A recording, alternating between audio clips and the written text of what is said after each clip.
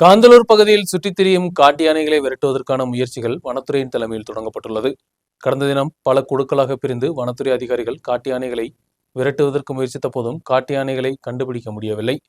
மக்கள் பாதுகாப்பு சங்கமும் வனத்துறையும் இணைந்து காட்டு யானைகளை விரட்டுவதற்கான முயற்சியை தொடங்கிய போதும் கடந்த தினம் மாலை வரை காட்டு யானைகளை கண்டுபிடிக்க முடியவில்லை. ஒரு மாத காலமாக காந்தலூர் பகுதியை மையமாக வைத்து பகல் நேரத்தில் விவசாய தோட்டங்களுக்கு அருகிலும் இரவிலும் விவசாய இடங்களில் இறங்கியும் காட்டு யானைகள் விவசாயங்களை சேதப்படுத்துகின்றன. காட்டு யானைகளை விரட்டுவதற்கான வேலைகள் கடந்த தினம் தொடங்கப்பட்டது. 6 குழுக்களாக பிரிந்து கடந்த தினம் பகல் முழுவதும் காட்டு யானைகளை விரட்டுவதற்கான முயற்சிகள் நடந்த போதும் காட்டு யானைகளை கண்டுபிடிக்க முடியவில்லை. சில பகுதிகளில் காட்டு யானைகளின் கால் தடங்கள் கண்டதாகவும் வனத்துறை தெரிவித்தது. ஆனால் கடந்த தினங்களில் இரவில் காந்தலூரில் காய்கறி தோட்டங்களிலும் அதிக அளவில் காட்டு யானைகள் சேதப்படுத்தி சென்றுள்ளன. கடந்த தினம் இரவு பெருமலையில் கோவில் பூஜைக்காக வைத்த நெல்லு முழுவதுமாக காட்டு யானைகள் சேதப்படுத்தியுள்ளன. இதேபோன்று பெருமலை, புத்தூர், ஜியன்புரம், காந்தலூர், குளச்சிவயல், அடிவயல், கீழாந்தூர், சிவன்பந்தி, வெட்டுக்காடு போன்ற பகுதிகளிலும் காட்டு யானைகள் விவசாயங்களை சேதப்படுத்தியுள்ளன. இந்த நிலையில் கடந்த தினம் காட்டு யானைகளை கண்டுபிடிக்க முடியாததில் எதிர்ப்புகளும் அதிகரித்துள்ளது. தொடர்ந்தும் காட்டு யானைகளை விரட்டும் வேலைகள் தொடரும் என்று வனத்துறை தெரிவித்துள்ளது.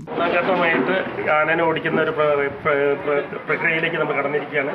5 ടീമുകളായിട്ട് നമ്മൾ ആന നിൽക്കുന്ന സ്ഥലങ്ങളെ കേന്ദ്രീകരിച്ചുകൊണ്ടാണ് നമ്മളുടെ ഇന്ന് ഓടിക്കാനുള്ള പ്രവർത്തനം തുടങ്ങിയിരിക്കുന്നത്.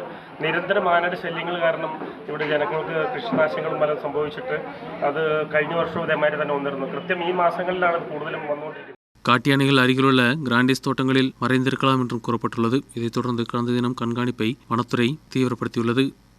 News bureau, Maraiyur.